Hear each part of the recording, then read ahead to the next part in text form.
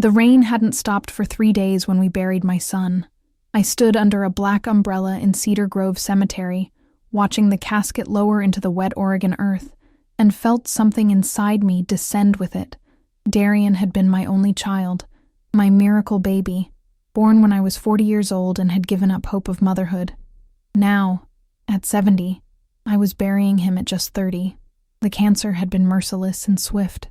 Beside me, my daughter-in-law Simone sobbed into a tissue, her shoulders shaking beneath her elegant black coat. She had always been beautiful, with sharp cheekbones and honey-colored hair that fell in perfect waves. Even in grief, she maintained that polished appearance. I reached out and squeezed her hand, and she gripped mine back with surprising force. People filed past offering condolences. Neighbors from the small coastal town where I'd lived for decades. Darian's colleagues from the construction company. Friends I hadn't seen in years. Their words blurred together into a meaningless hum. When it was over, Simone turned to me with red-rimmed eyes. "Mom, Delphine, I don't know how I'll survive this," she whispered.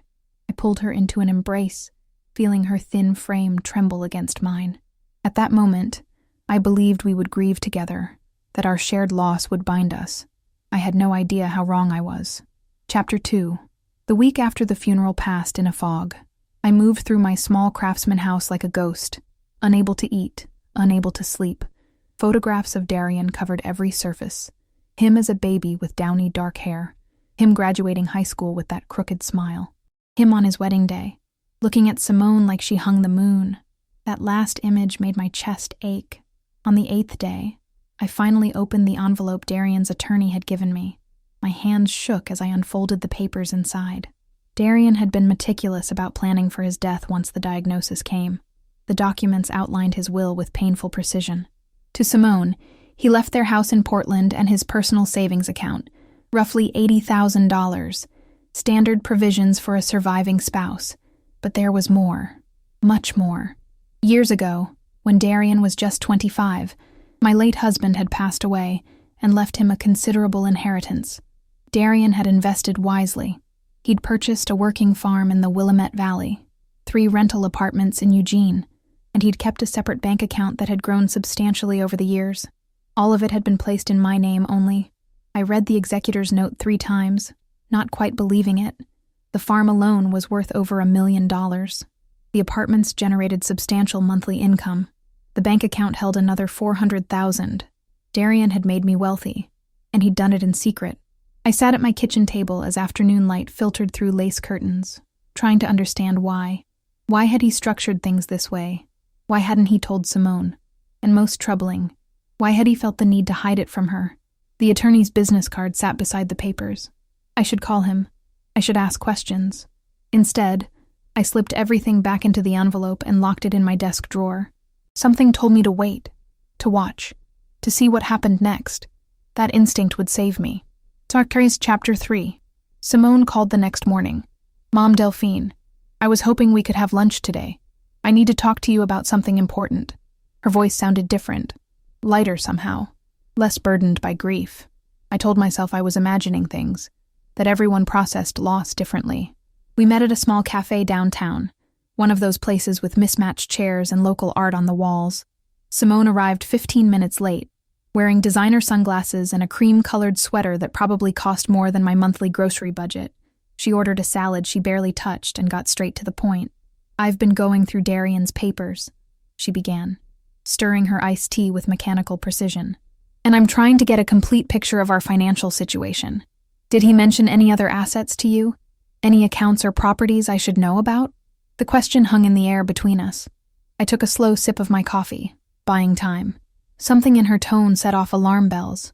This wasn't a grieving widow trying to sort through her late husband's affairs.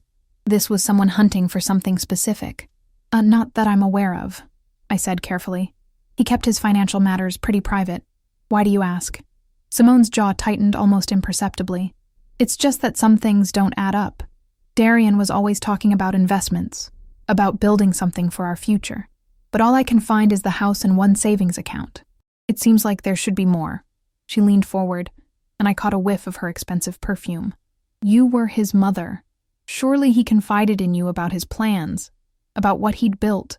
The pressure in her voice was unmistakable now. This wasn't a casual question. This was an interrogation. I met her gaze steadily, my heart pounding. Darian shared very little with me about money matters, dear. He was a private person that way. It wasn't entirely a lie. He had never discussed the specifics with me while he was alive.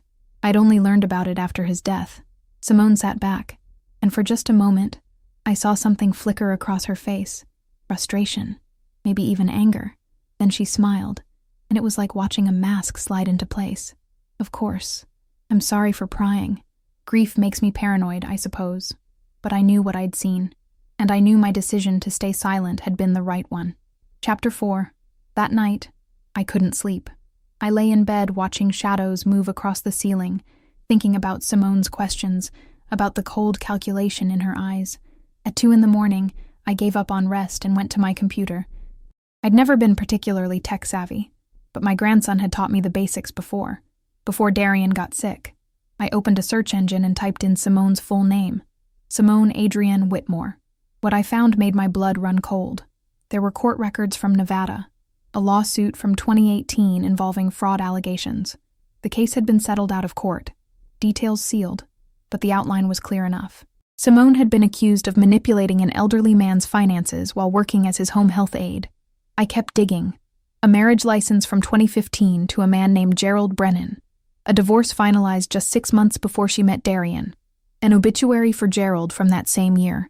He died of a sudden heart attack at age 68. There were more names, more connections. A pattern emerging like a photograph developing in chemicals. Simone had a history of relationships with older, financially comfortable men. Relationships that ended in death or divorce. Always with her walking away with substantial assets. My Darian had been her youngest target at 30, but he'd also been dying, vulnerable, and apparently wealthier than she'd realized. I printed everything I could find and created a folder. My hands trembled as I worked. This was the woman I'd welcomed into my family, the woman I'd held while she cried at my son's funeral, the woman who was now hunting for money she believed she was entitled to. Dawn was breaking when I finally shut down the computer. I made myself a cup of tea with shaking hands and sat at my kitchen table, watching the sun rise over the Pacific through my window. Darian had known. Somehow, he'd known what she was. That's why he'd protected his assets. Protected me. And now I understood that I was in danger. Chapter 5. The next few days passed in tense silence. Simone didn't call, which felt like a reprieve and a threat all at once. I knew she was out there, planning something. I could feel it in my bones. I contacted Darian's attorney, a stern man named Marcus Holloway, and requested a meeting. When I showed him what I'd discovered about Simone, his expression grew grave. Mrs. Pemberton, I need to tell you something, he said, leaning back in his leather chair. Darian came to me about 6 months before he died. He'd discovered some troubling information about his wife, and he wanted to ensure his assets were protected. He opened a file on his desk. He hired a private investigator. What you found is only the beginning. Simone has been involved in at least 4 similar situations over the past 15 years.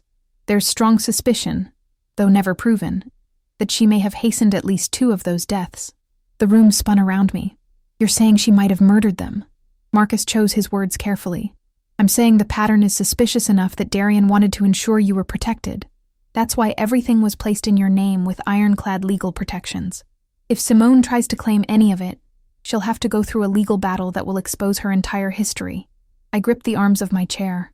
Why didn't he leave her? Why stay married to someone like that? Marcus's expression softened. He told me he didn't have the strength to fight a divorce while fighting cancer, and he worried that if he left her with nothing, she might try to harm you to get access to his estate. This way, you're protected, and she has enough to move on with her life. My son had spent his final months not just battling disease, but protecting me from a predator in our midst. I left Marcus's office with a new understanding of how much Darian had sacrificed, and how carefully I would need to proceed. Chapter 6. Simone made her move exactly 1 week after our lunch. I was in my garden, trying to find solace among the roses Darian had planted for me years ago, when I heard a car pull into my driveway. Through the fence, I saw Simone emerge with another woman, someone tall and severe-looking in a gray pantsuit. They knocked on my door with sharp, businesslike raps. When I answered, Simone's smile didn't reach her eyes. I'm Mom Delphine. This is Patricia Voss, my attorney. We need to discuss Darian's estate. I invited them in, my heart hammering, but I kept my face neutral. Years of being a nurse had taught me how to maintain composure in crisis situations. Patricia Voss got straight to the point. Mrs. Pemberton, my client has reason to believe that her late husband possessed assets beyond those disclosed in his will. As his widow, she has a legal right to know about and potentially claim those assets. I sat down slowly in my armchair. I'm not aware of any undisclosed assets, I said calmly.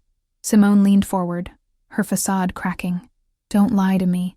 I know Darian had more. He talked about investments, about the farm his father left him, about rental properties. Where is it all, Delphine? The use of my first name, without the affectionate Mom, told me everything I needed to know about where we stood. I looked at Patricia Voss.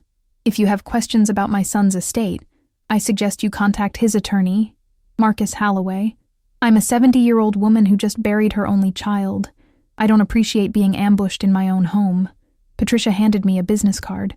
I will be filing a legal inquiry into Darian's complete financial holdings. If you're withholding information about community property, there will be consequences. After they left, I sat in the silence of my house and cried. Not from fear, but from fury. This woman had parasitized my dying son, and now she wanted to take even the protection he'd tried to give me. But I wasn't going to let her. I called Marcus immediately. Nabertor, Chapter 7. Marcus moved quickly. Within 48 hours, he'd filed a protective order on my behalf and begun preparing a defense against any claims Simone might make. More importantly, he'd contacted the private investigator Darian had hired. Her name was Raina DeMarco, a sharp-eyed woman in her 50s who'd spent 20 years in law enforcement before going private. She met me at a coffee shop in neighboring Astoria, where we were less likely to be recognized. Your son was a smart man, Mrs. Pemberton, Raina said, sliding a thick folder across the table. He knew exactly who he'd married, and he documented everything. Inside were photographs, bank records, phone logs, evidence of Simone meeting with her previous husband's financial advisor just weeks after Gerald Brennan's death, records showing large cash withdrawals from elderly clients she'd cared for, a pattern so clear it was damning. Why hasn't she been prosecuted? I asked.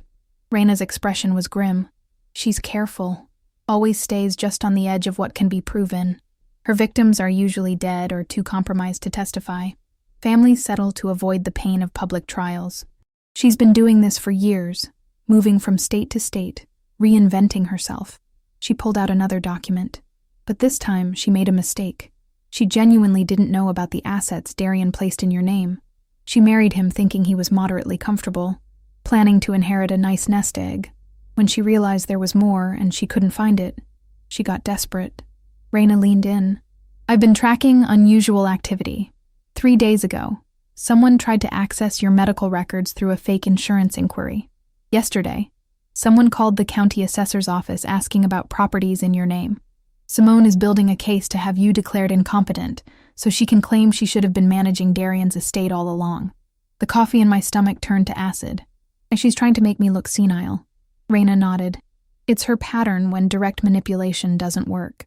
She'll try to prove you're not fit to manage assets, that you're confused about what belongs to you versus what should be community property. If she succeeds, she can tie everything up in court for years and bleed you dry in legal fees. I thought about my small house, my simple life. I'd never wanted wealth. I'd been a nurse for 40 years, living modestly, saving carefully. The money Darian left me was overwhelming, almost burdensome in its magnitude. But I'd be damned if I'd let this woman take what my son died trying to protect. What do I do? I asked. Raina smiled, and there was something fierce in it. We fight back, and we document everything. Meyer Chapter 8. The next 2 weeks were a chess game played across legal documents and private investigations. Simone escalated her campaign, filing papers claiming I was withholding marital assets. Patricia Voss sent increasingly threatening letters. But Marcus and Raina were ready. They compiled a dossier that outlined every suspicious death, every elderly victim, every pattern of financial manipulation in Simone's history. They documented her attempts to access my personal information illegally. They built a case that, while it might not be enough for criminal prosecution, would destroy her credibility in any civil proceeding.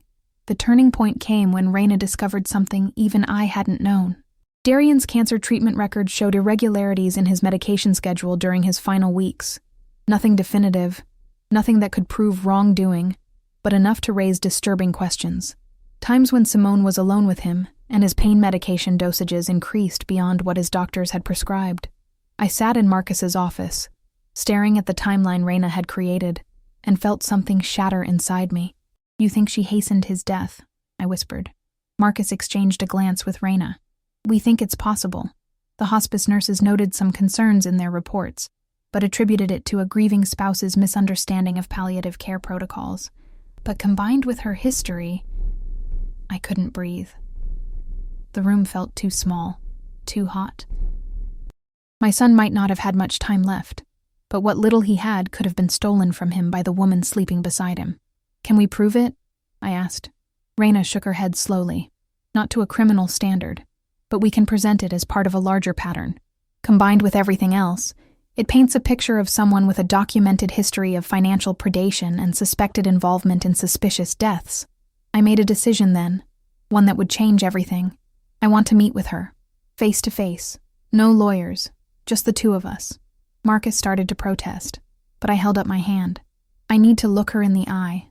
I need to understand who she really is. And I need her to know that I know. It took 3 days to arrange. Simone agreed to meet me at my house, probably thinking she could manipulate me more easily on familiar ground. She had no idea what was coming. Chapter 9. Simone arrived on a Tuesday afternoon, the kind of clear Pacific Northwest day where you can see forever. She wore casual clothes, jeans, and a soft sweater, looking younger than her 38 years, playing the role of the grieving young widow. I served tea in my living room, surrounded by photographs of Darian at every age. I wanted his presence there, wanted him to witness this. "Thank you for agreeing to meet," Simone began, her voice honey-sweet. "I think we've let lawyers complicate what should be a simple family matter." I poured the tea with steady hands. "Tell me, Simone, how did you meet Darian?" She seemed surprised by the question. "At a hospital benefit? I was volunteering. He was donating. Why?" I handed her a cup. "And before Darian, you were married to Gerald Brennan. Before Gerald, there was Thomas Marlowe. Before Thomas, Richard Chen. Should I continue?" The color drained from her face. "I don't know what you're talking about." I opened the folder on my coffee table and began laying out photographs, bank statements, death certificates, legal documents spanning 15 years, each of them older than you, each of them dead within 3 years of marriage, each of them leaving you substantially wealthier than before. Simone stood abruptly, tea sloshing onto my carpet. "You're crazy. This is grief, making you paranoid." I remained seated, looking up at her with eyes that had seen too much in 70 years to be fooled anymore. Darian knew. That's why he protected his assets. That's why everything is in my name, untouchable by you. He spent his last months not just dying, but saving me from you. Her mask finally cracked. The sweet, grieving widow disappeared, replaced by something cold and calculating. "You self-righteous old woman," she hissed. "Your precious son wasn't the saint you think he was. He was weak and pathetic, crying about his mortality, clinging to me like I was his salvation." She leaned down, her face inches from mine. I gave him comfort in his final days. I deserved to be compensated for that sacrifice. The admission hung in the air between us. Not quite a confession, but close enough. "Compensated," I repeated softly. "Is that what you call it when you steal from dying men?" Simone straightened, regaining some of her composure. "You have no proof of anything criminal, and whatever smear campaign you're planning, it won't work. I'll sue you for defamation and take everything you have." I stood then, meeting her gaze. "You're welcome to try. But know this, every piece of evidence we have will become public record. Every suspicious death, every elderly victim, every dollar you've stolen. Your name will be destroyed." I walked to my front door and opened it. "You have a choice, Simone. Walk away with what Darian left you in his will, $80,000 in the Portland house.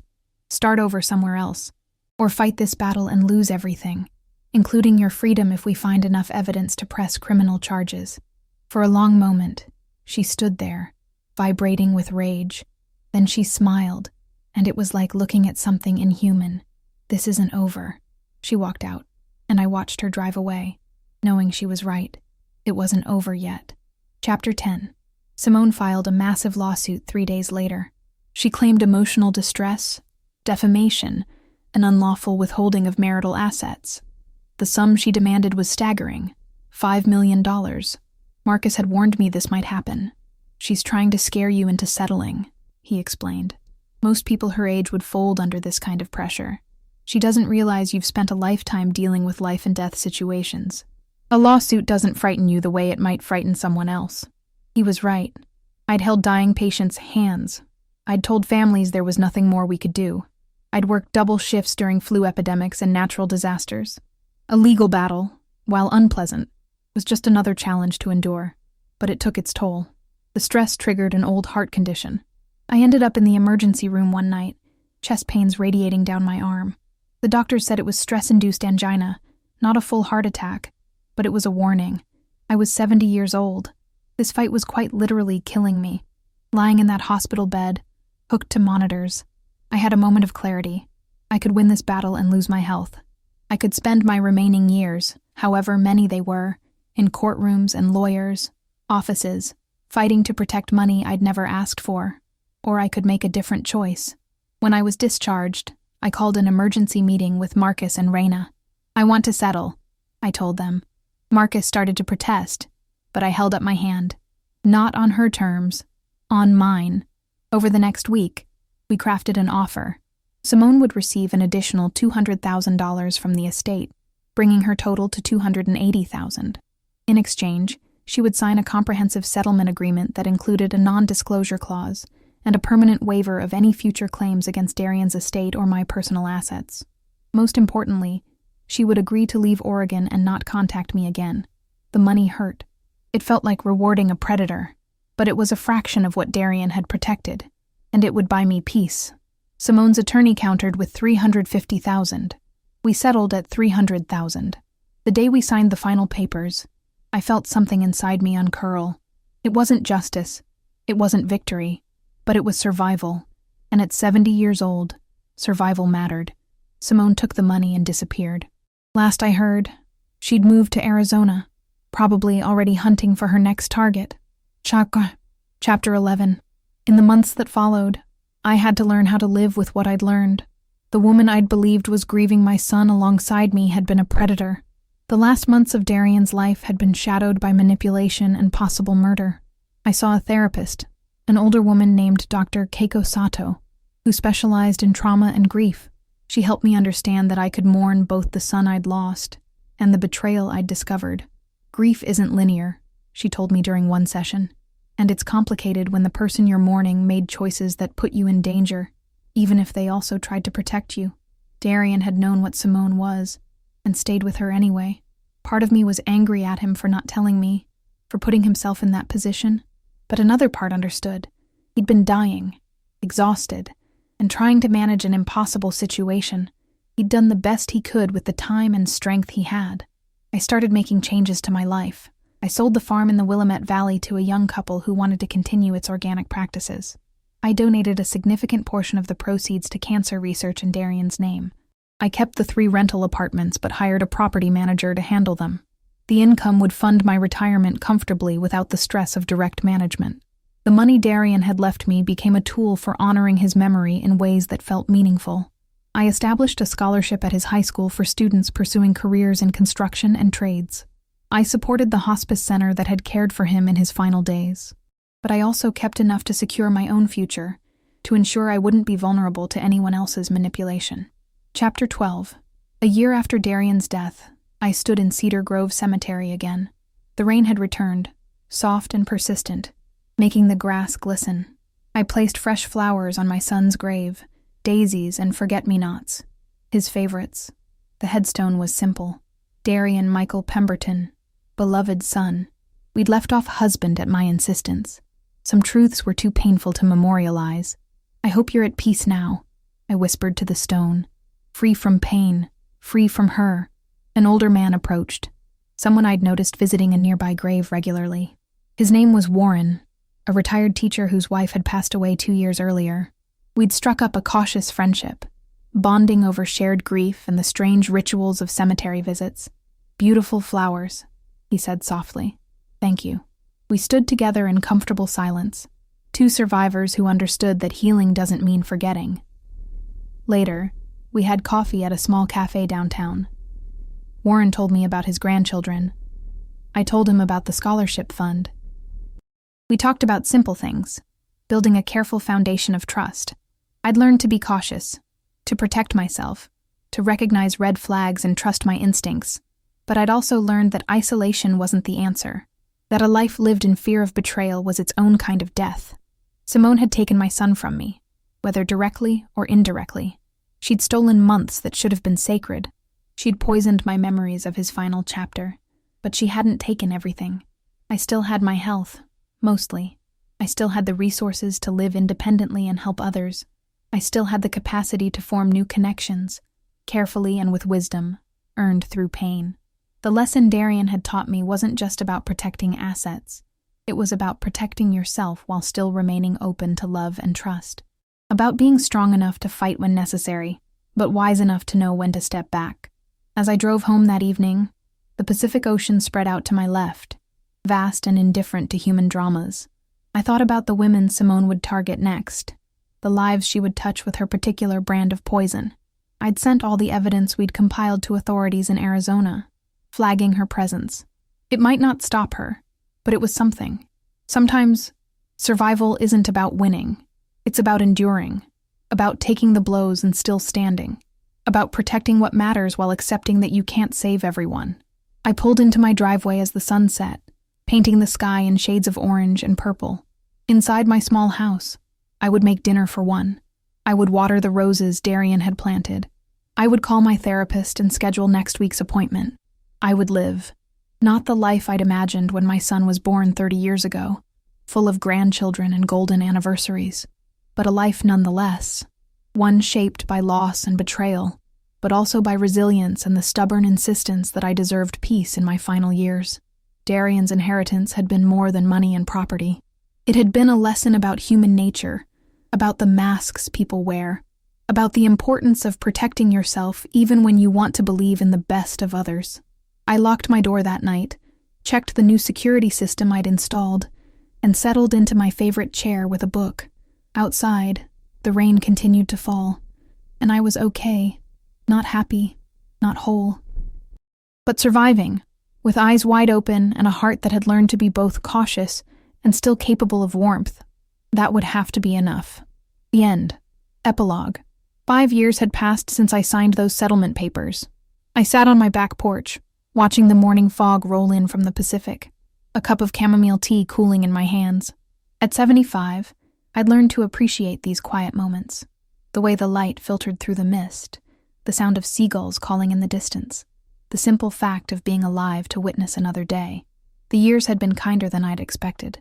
Warren and I had become close companions, though we'd never married. We'd both learned too much about the complications of legal entanglements to rush into anything official. Instead, we spent evenings playing chess, took long walks along the beach, and maintained separate homes that felt safer than any shared space could. He knew about Simone.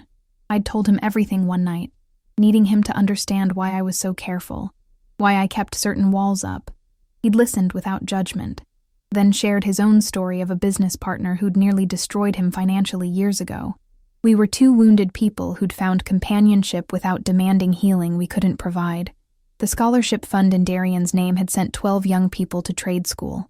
I attended every graduation, sitting in the audience and watching these kids cross the stage, thinking about the man my son could have been if he'd had more time, if he'd never met Simone. The rental properties continued generating income, managed efficiently by a company that never bothered me unless absolutely necessary. I'd donated hundreds of thousands to cancer research, to hospice care, to organizations that supported elder abuse victims. Money, I'd learned, was just a tool. It could buy security, but not peace. It could fund good works, but not erase bad memories. 2 years ago, I'd received a letter from Arizona. A detective named Luis Ramirez had contacted me, asking about the documentation I'd sent regarding Simone. He'd been investigating the death of a 73-year-old man named Howard Preston, who died suddenly just 6 months after marrying a woman matching Simone's description, though she was using a different name now. I'd provided everything Marcus and Raina had compiled. Every piece of evidence, Every pattern, every suspicion. The case was still ongoing. These things moved slowly, especially when the suspect was clever and the evidence largely circumstantial. But at least someone was paying attention. At least I'd done what I could to warn others. Last month, I'd received another update from Detective Ramirez. They'd connected Simone to 7 different identities across 4 states. The pattern was undeniable now. Multiple agencies were building a case. It might never go to trial. She might flee to another state, start again with a new name.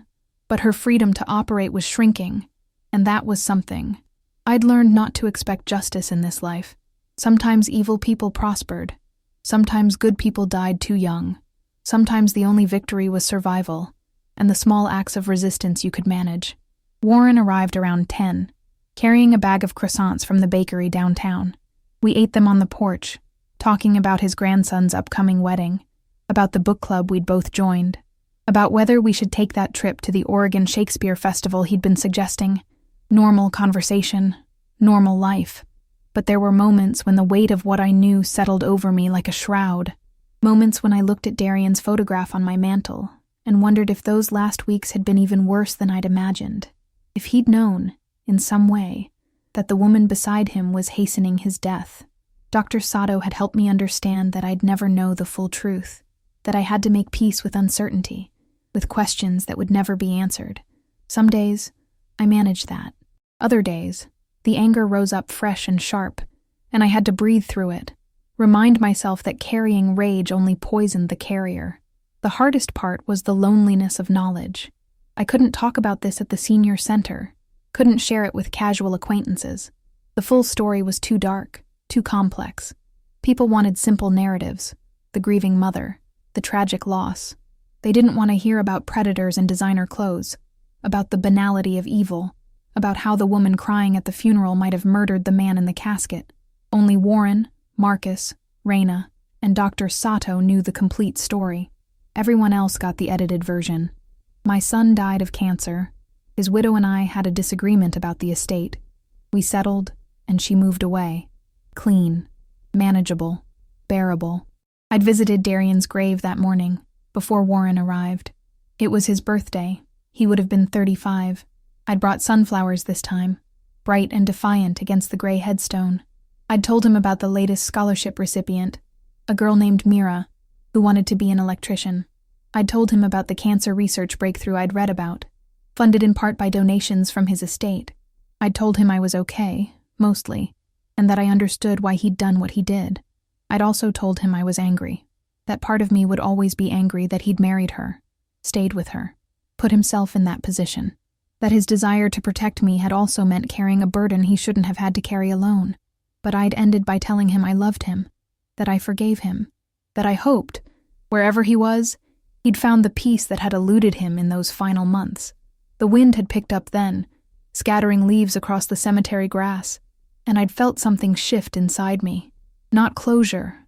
I'd learned that was a myth, but perhaps acceptance. A willingness to carry this weight without letting it crush me. Now, sitting on my porch with Warren beside me and the fog beginning to lift, I thought about resilience, about how it wasn't the same as strength. Strength was fighting back, standing tall, refusing to break. Resilience was breaking and reforming. It was bending without snapping. It was surviving not because you were invincible, but because you were adaptable. I was resilient, scarred, yes, wary, certainly, but still here, still capable of pleasure and connection and purpose. Simone had taken my son, had stolen months from his life, had tried to take my security and peace. But she hadn't won. Not completely, because I was still standing, still making choices, still finding small joys in croissants and chess games and foggy mornings. That wasn't the ending I would have written 5 years ago, when I was drowning in grief and betrayal. It wasn't the happy ending stories promised, where justice prevailed and good triumphed completely, but it was real. It was honest. And it was mine. Warren reached over and squeezed my hand, a simple gesture that meant, I'm here. You're not alone. I squeezed back. The fog continued to lift, revealing the ocean beyond, vast and eternal and indifferent to human suffering, but also beautiful, also capable of inspiring awe. I'd learned to hold both truths simultaneously, The world was dangerous and wonderful. People could be monsters and angels. Life could break you, and, if you were lucky and stubborn enough, you could rebuild yourself into something different but still worthwhile. At 75, I didn't know how many years I had left. My heart condition was managed but persistent. Some mornings, I woke up aching in ways that reminded me I was mortal. But I'd learned to appreciate each day not in spite of its ordinariness, but because of it. The simple pleasure of tea on the porch, the comfort of a friend's hand, the satisfaction of knowing I'd helped a few young people get their start in life. These weren't the grand victories stories celebrated, but they were victories nonetheless. I thought about writing everything down, leaving a record for whoever might need it.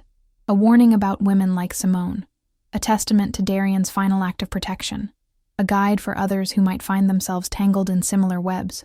But perhaps this, right here, was enough. Living well, helping where I could, surviving with dignity and whatever grace I could muster. Darian's legacy wasn't just the money he'd left me. It was the lesson that love sometimes meant making hard choices. That protection sometimes meant secrets. That doing the best you could in impossible circumstances was all anyone could ask. I'd honored that legacy in my own way, not by seeking revenge, but by surviving, by using what he'd left me to do good, by refusing to let bitterness consume the years I had remaining. The sun finally broke through the fog, warming my face. Warren suggested we take a walk on the beach, and I agreed. As we made our way down the weathered steps toward the sand, I thought about Simone one last time, wondered where she was, who she was targeting now, whether Detective Ramirez would ever gather enough evidence to stop her permanently. Then I let it go. She'd taken enough from me. She didn't get to occupy my thoughts on this beautiful morning. I had a life to live, however many days remained. I had a friend waiting for me at the bottom of the steps. I had the ocean stretching before me, infinite and magnificent, and I had the knowledge that I'd survived the worst betrayal I could imagine, and I was still capable of joy. That was enough. That was everything. The waves crashed against the shore as we walked, washing away our footprints behind us, and I understood that this too was a kind of wisdom, knowing that nothing lasted forever, not pain, not love, not life itself. All we could do was walk forward, one step at a time, and find meaning in the journey. I'd found mine, and Darian, wherever he was, I hoped he knew that his final gift hadn't been the money or the property. It had been teaching me, even in death, how to protect myself while still remaining open to whatever beauty the world had left to offer. The beach stretched ahead, empty and inviting, and Warren and I walked into the morning, two survivors who'd learned that the opposite of despair wasn't happiness. It was simply the courage to continue. Extended Epilogue, Part 2. 3 more years passed, and the world kept turning in ways I couldn't have predicted. I was 78 now, moving a bit slower, my hands shakier when I poured my morning coffee. The heart condition that had sent me to the emergency room years ago required more careful management. I took pills at prescribed times, avoided stress when possible, and accepted that my body was a vessel with an expiration date I couldn't control. Warren had proposed marriage on my 77th birthday. We were sitting in his living room, listening to vinyl records. He had an impressive collection of jazz from the 50s and 60s, when he suddenly turned down the music and looked at me with those steady gray eyes.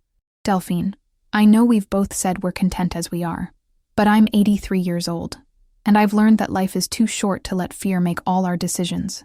He pulled out a simple gold band. I'm not asking you to combine our assets or change your name or even live together full-time. I'm just asking you to let me call you my wife. To let us have that official connection for whatever time we have left.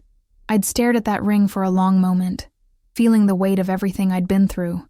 The betrayal, the manipulation, the hard-won independence. But I'd also felt something else. The deep affection I had for this kind. Patient man who'd never pushed, never demanded, never tried to change me. Can I think about it? I'd asked. He'd smiled and put the ring back in his pocket. Take all the time you need. I'm not going anywhere. I'd spent weeks wrestling with the decision.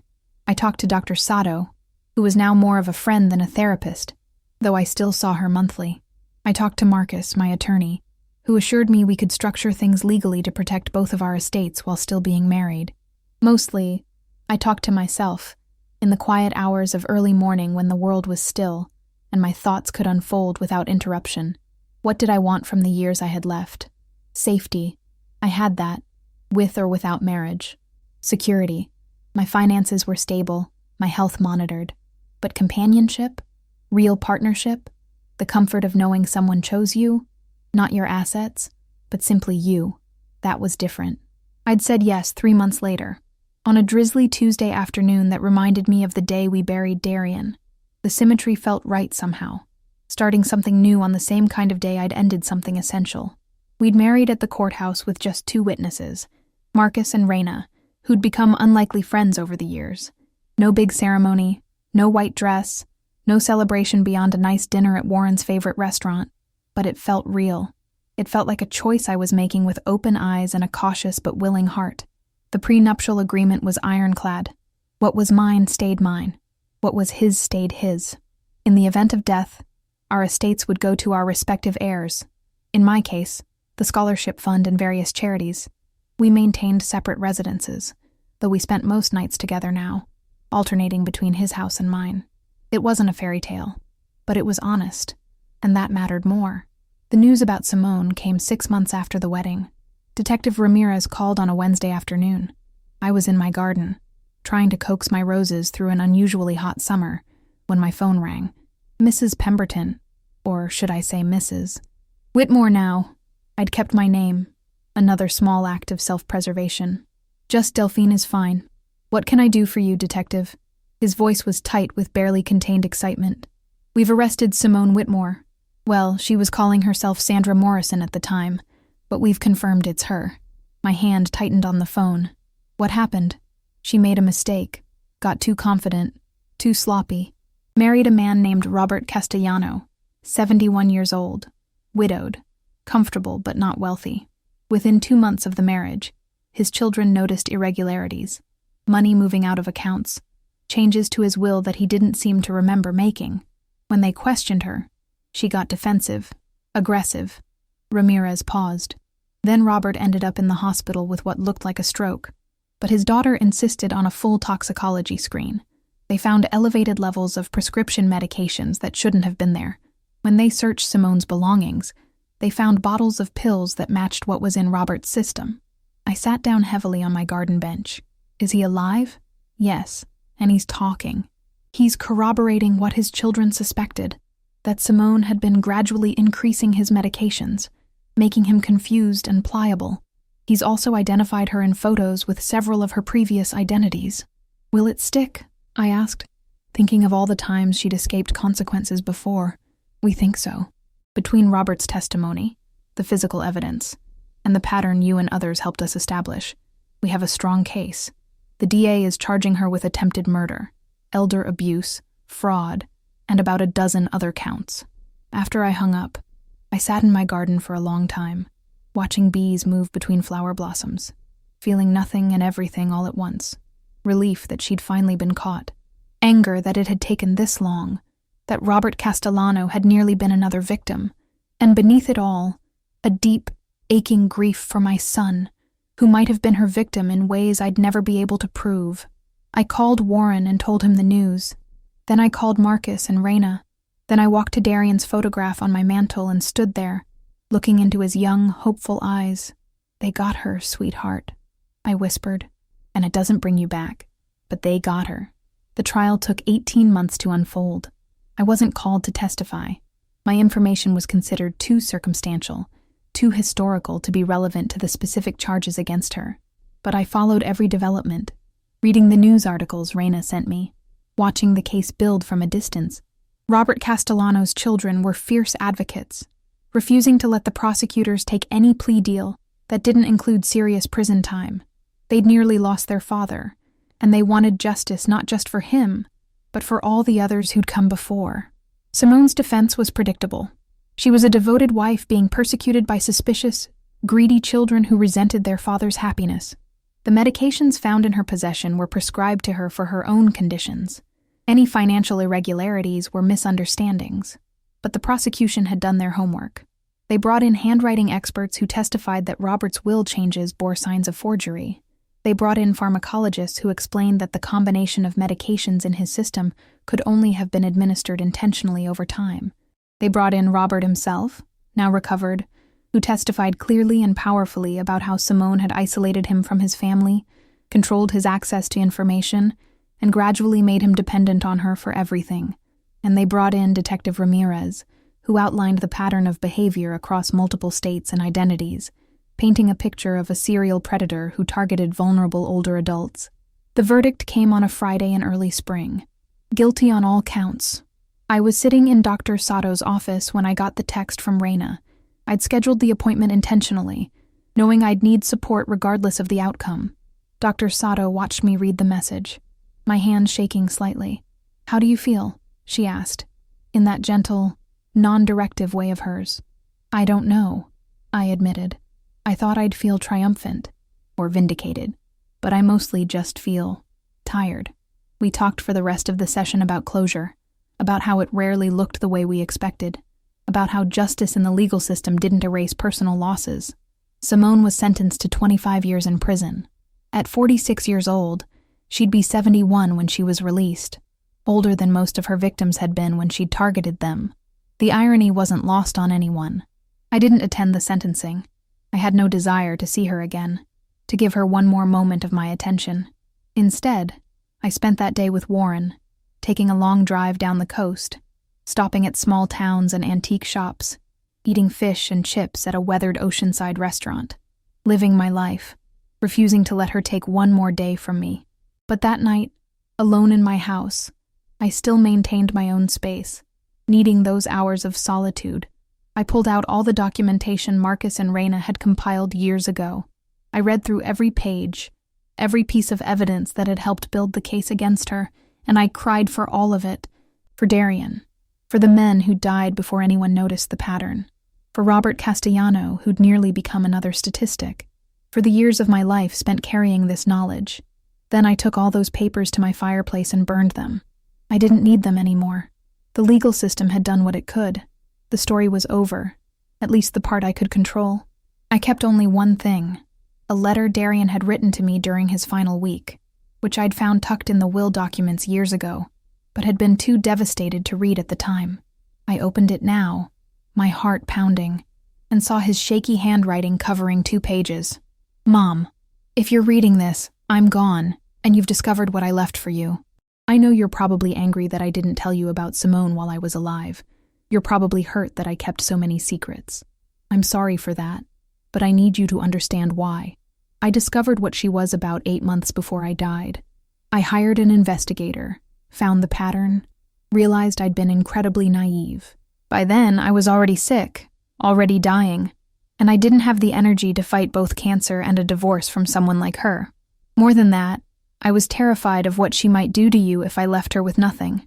The investigator found suggestions, nothing provable, but suggestions, that she might have hastened at least 2 previous deaths when she felt threatened. So I made a choice. I gave her enough to satisfy her in the short term, and I protected everything else by putting it in your name, with legal structures that would expose her if she tried to claim it. I know that burden isn't fair to you, but you're the strongest person I know, Mom. You raised me alone after Dad died. You worked double shifts to give me opportunities. You taught me what real strength looks like. I trust you to handle this in whatever way feels right to you. Fight her if you need to. Settle if that's wiser. I just wanted to make sure you had options and protection. Please don't spend your remaining years in anger. Live well. Find joy where you can. Remember me with love, not bitterness.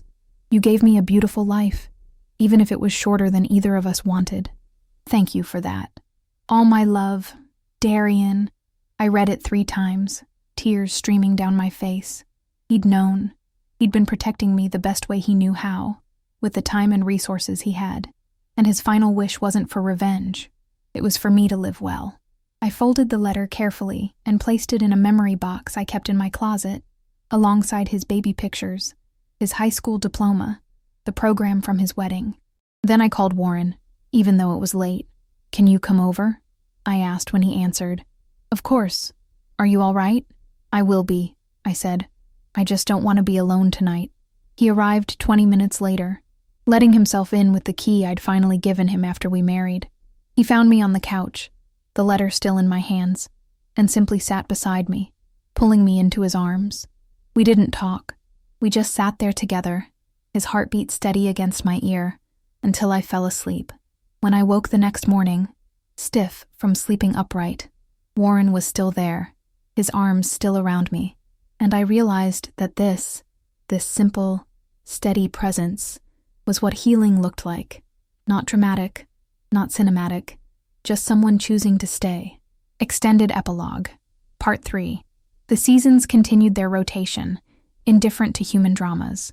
I was 80 years old when I received the letter. It arrived on an ordinary Tuesday in October, mixed in with the usual bills and catalogs.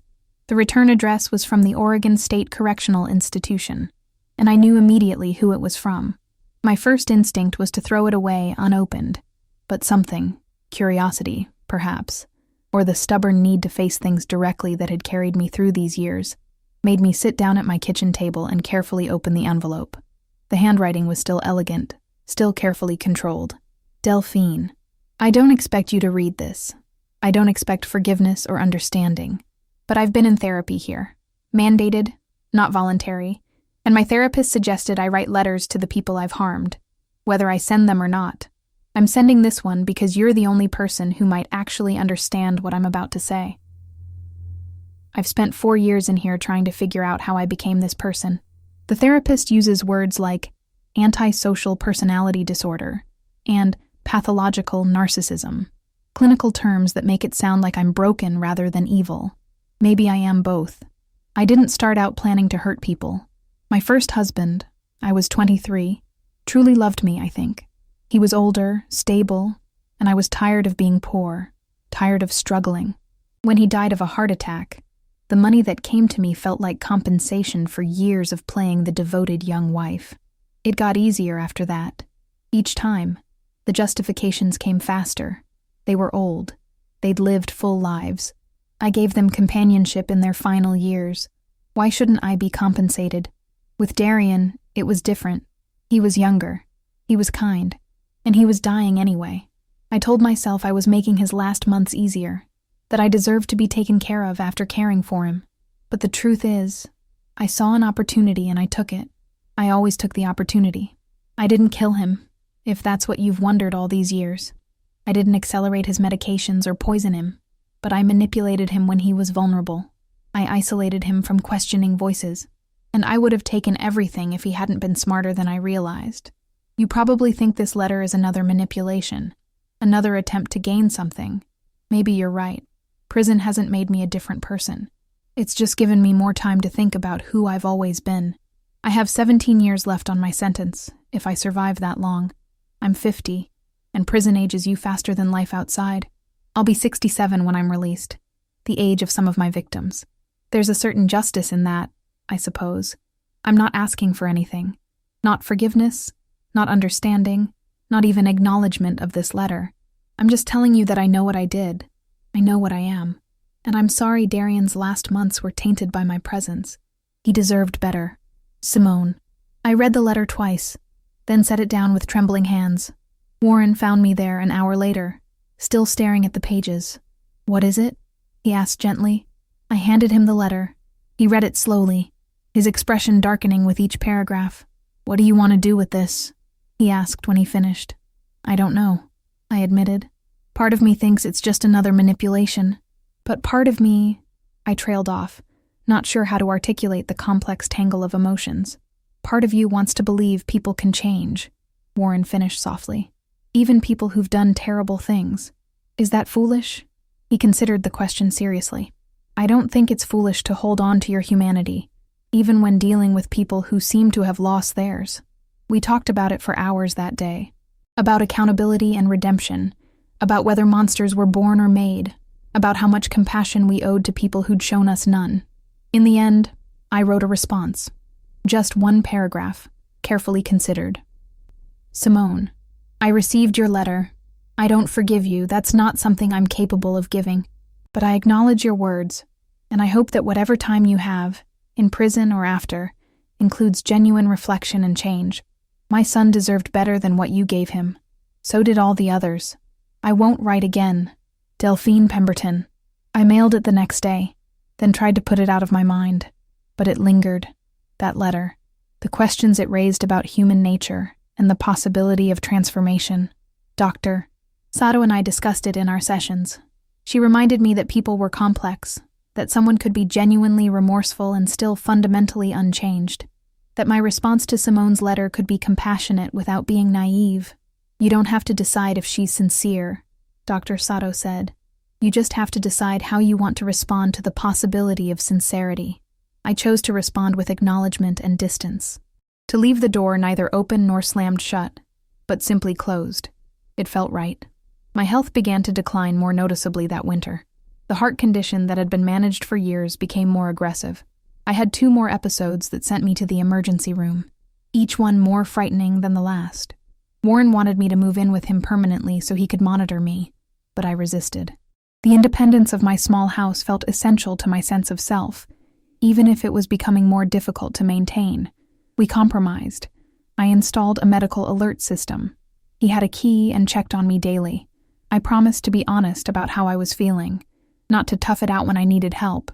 One morning in early spring, I woke up and couldn't get out of bed, not because I was too weak, though that was part of it, but because I looked around my small bedroom, the photographs on the dresser, the quilt my mother had made decades ago, the window that looked out on my garden, and I felt complete. This was enough. This life I'd built and rebuilt, this journey through loss and betrayal and survival, this was enough. I called Warren and asked him to come over. When he arrived, I was still in bed, propped up on pillows. I think it's time to talk about next steps, I said. His face went still. What kind of next steps? Hospice, end-of-life planning, making sure everything is in order. He sat on the edge of my bed and took my hand. Has the doctor said something new? No, but I'm 80 years old, Warren. My heart is tired, my body is tired, and I'm okay with that. We spent the day going through my wishes. I'd already outlined most of it in legal documents. Cremation. Ashes scattered in the ocean near where Darian's ashes had been scattered. The scholarship fund and charitable donations were all arranged. But there were smaller things to discuss. Who got which photographs? The few pieces of jewelry that had meaning. My books. My garden tools. The vinyl records Warren had given me over the years. You can keep those. I told him about the records. Play them and remember me. Don't talk like that, he said, his voice cracking. Why not? Death isn't a failure, Warren. It's just the next thing. He leaned forward and kissed my forehead. You're the strongest person I've ever known. No, I corrected gently. I'm just someone who kept going. There's a difference. I enrolled in hospice care 2 weeks later, after another episode left me hospitalized for 3 days. The hospice nurses were wonderful, patient, kind, never treating me like a burden. I spent my days in a hospital bed moved into my living room, where I could see my garden through the large window. Warren stayed with me most of the time now, sleeping on the couch, reading to me when I couldn't focus on reading myself. Friends visited, the few I had left, other elderly survivors who understood that time was precious. We didn't talk about the past much. We talked about the quality of light, about birds we'd seen, about small pleasures that took on enormous significance. Marcus came by one afternoon, carrying the final paperwork for my estate. Everything's in order, he assured me. The scholarship fund is fully funded and will continue indefinitely. The rental properties will be sold, with proceeds going to the Cancer Research Foundation. Your personal effects will be distributed according to your wishes. He paused, then added more softly, Darian would be proud of what you did with what he left you. I hope so, I said. I tried to honor his intention, to use it for good while protecting myself. You did both, Marcus said firmly. You're a remarkable woman, Delphine. After he left, I thought about that word. Remarkable. I'd never felt remarkable. Just stubborn. Just determined not to let circumstances destroy me. Maybe that was enough to be remarkable. Raina visited a few days later, bringing photographs from her grandson's graduation. We looked through them together, and she told me stories about her family, her retirement plans, the garden she was planting. Thank you, I said suddenly. She looked surprised. For what? For helping me. For believing me when I told you about Simone. For fighting with me. Raina's eyes grew damp. You gave me something to fight for when I was burning out on all the cases I couldn't solve. You reminded me why I do this work. We sat together in comfortable silence, 2 women who'd faced darkness and survived. One evening, as the sun was setting and painting my living room in shades of gold and amber. I asked Warren to play the vinyl record we'd listened to the night he proposed. The jazz filled the room, soft and melancholy and beautiful. "Do you regret it?" Warren asked quietly. "Marrying me these last few years?" I looked at him, this kind, patient man who'd given me companionship without demands, love without possession. "Not for a second," I said. "You gave me something I thought I'd lost forever. Trust, partnership, the knowledge that not everyone wants to take from you." He kissed my hand, and we listened to the music until I fell asleep. The dreams came more frequently now. Dreams of Darian as a child, laughing in my garden. Dreams of my late husband, solid and steady. Dreams of my parents, long gone. They weren't frightening dreams. They felt like welcomes. One morning, I woke to find Dr. Sato sitting beside my bed. I hadn't expected a visit from her. She'd retired the previous year, but there she was. "I wanted to check on you," she said simply. We talked for hours that day, about everything we'd worked through together, about grief and resilience and the strange, winding path of healing. "You've taught me so much," Dr. Sato said, "and about the capacity for survival, about holding on to yourself even when everything tries to strip you down." "I had good teachers," I replied. "You among them." She stayed until evening, and when she left, she hugged me carefully. "Thank you for letting me be part of your journey," she whispered. I knew, somehow, that it was goodbye. The hospice nurse increased my pain medication that week. The discomfort had been growing, my body slowly shutting down, but I was lucid, present, aware. Warren barely left my side now. He'd moved into my house completely, sleeping in the chair beside my bed, waking whenever I stirred. "You should rest," I told him. "You'll exhaust yourself." "I'm not missing a moment," he said stubbornly. "Not one." On what would be my last conscious day, though I didn't know it then, I asked him to open all the curtains, to let the spring sunshine flood the room. I looked around at this life I'd built, the photographs, the books, the small treasures that marked a life lived, not perfectly, not without pain, but authentically. I thought about Simone, still in prison, about whether she was truly changing or just passing time. I thought about Robert Castellano, who'd survived and was rebuilding his relationship with his children. I thought about the scholarship recipients, young people building futures because Darian's money had given them opportunity. I thought about all the ways one life rippled outward, touching others in patterns too complex to fully comprehend. "Warren," I said softly. He leaned close. "I want you to know something. These years with you, the second chance at partnership, it healed something in me I didn't think could be healed. You showed me that trust was still possible." His eyes filled with tears. "You showed me that love in later years can be just as profound as young love," he replied. "That two broken people can build something beautiful from the pieces." I smiled, feeling the sunlight warm on my face. "And we did okay, didn't we?" "We did better than okay," he said fiercely. "We did magnificently. That night, I slipped into unconsciousness. Peacefully," the nurses said, without distress. Warren held my hand through it all, talking to me even when I couldn't respond, telling me about his love, about his gratitude, about how I'd changed his life. And somewhere in that twilight between life and death, I felt something settle. Not completion. Life was too messy for that. But acceptance. I'd lived as fully as I could with what I'd been given. I'd survived betrayal without becoming bitter. I'd loved again without being naive. I'd taken Darian's final gift and transformed it into something that would outlive us both. That was enough. I died 2 days later, on a Tuesday morning in late spring, with Warren beside me and sunshine streaming through my window.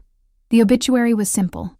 Delphine Marie Pemberton, beloved mother, wife, friend, nurse for 40 years, creator of the Darian Pemberton Memorial Scholarship Fund.